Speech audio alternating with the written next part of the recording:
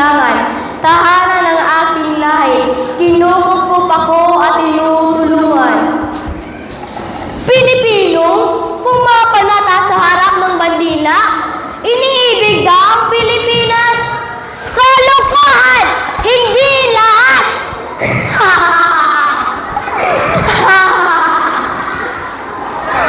Tumingin ka nga sa inyong mga paligid. Unti-unting sinisira ang Pilipinas. Sino pa nga ba sisira dito? Alangan naman, taga-Afrika. Mga Pilipino. Dahil sa mali nating ginagawa, unti-unting sinisira ang bansa. Korupsyon, pagkabalang yaman, pang-aabuso, paninira ng kalikasan, at marami pang iba. Mga kabundukan na pinagkukunan ng ating mga pangangailangan ay nakalbo na! Kalbo! Kalbo!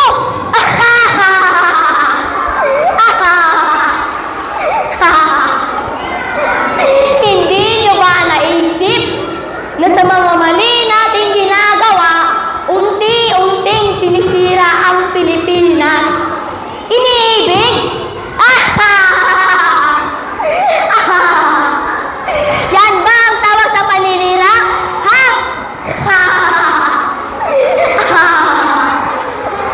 Tulong? Tulong! Tulong! Nanghingi ako ng tulong, ngunit binaliwala lang ako. Tulong! Tulong! Ang inay ko nanghingalo. Tulungan niyo po ako. Wala po kasalanan ng nanay ko.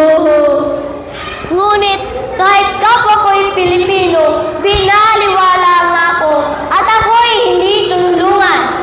Inay! Huwaging mahal na ina! Namatay!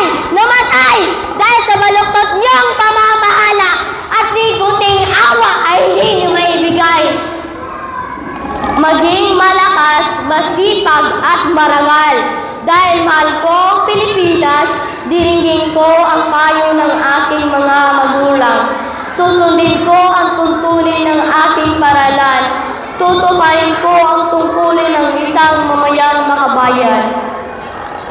Anak, bumili ka nga ng asin. Ayoko nga. Nag-Facebook na ko eh. Iba na lang po. Sige na, anak. Nagluluto pa kasi ng ulam eh. Ma naman eh. Kita mong busy din ako.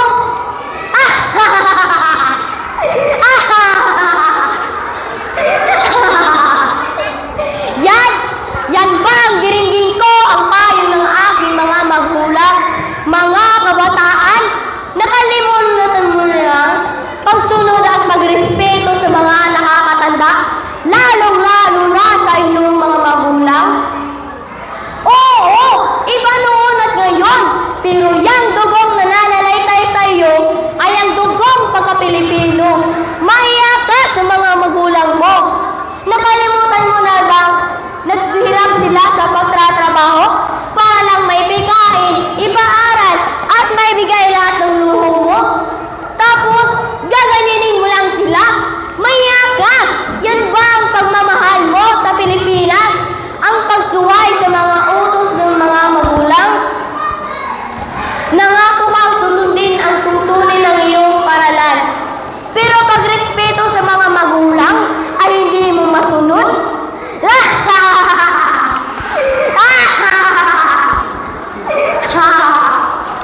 Anong sagot yun? Nasaan ang pagrespeto dun? Nasaan ang po at opo na karaniwang ginagamit ng Pilipino? Ba't biglang nawala? Dahil nagbago ng henerasyon? Dapat magbago ng katangian? Tutuparin ang isang mamayang makabayan, pero di nga masunod ang utos ng mga magulang at tungtungin ng pangarangan eh. Naglilingkod, nag-aaral at nananalangin buong katapatan. Hiyalay ko ang aking buhay, pangarap at sisikap sa bansang Pilipinas. Naglilingkod? Kayo? Kayo dyan na nakaupo? Naglilingkod din ba kayo sa ating bansa? Huwag natin iaasa palagi sa pamahalaan. Puro reklamo!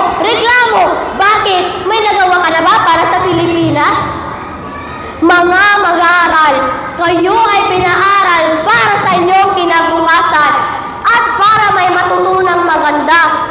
Kayo ay maswerte, di tulad sa akin, di makapag-aral dahil sa kahirapan. Tapos di ka mag-aaral ng mabuti? Hello?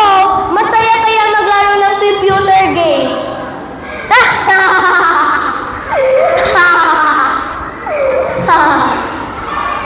Hindi nyo ba naisip na maraming kabataan di makapag-aaral dahil sa kahirapan?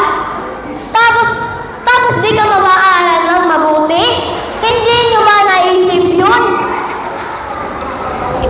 Ana, do you have a phone?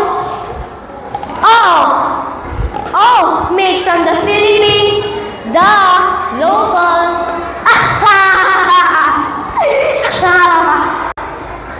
Pati produkto ng Pilipinas, ikakahiya. Pati pagsasalita ng sariling wika, ikakahiya. Hindi ka ba nahiya? Mahiya ka! Nananalayti pa rin sa ugat mo ang dugong pagka-Pilipino. Panunumpa at pangako mo na may iyong pangatawanan. Huwag mong kalimutan na ikaw ay isang Pilipino. Ako ay matapang, ikaw ay matapang, tayo ay masipag, tayo ay mapagmahal. Palagan natin kung ano ang ating at ating pangalagaan ang Pilipinas. Dahil tayo ay Pilipino, dito tayo isinilang, lumaki at nagkaisip. Mga kabataan, huwag nating kalimutan na tayo ang pag-asa ng bayan.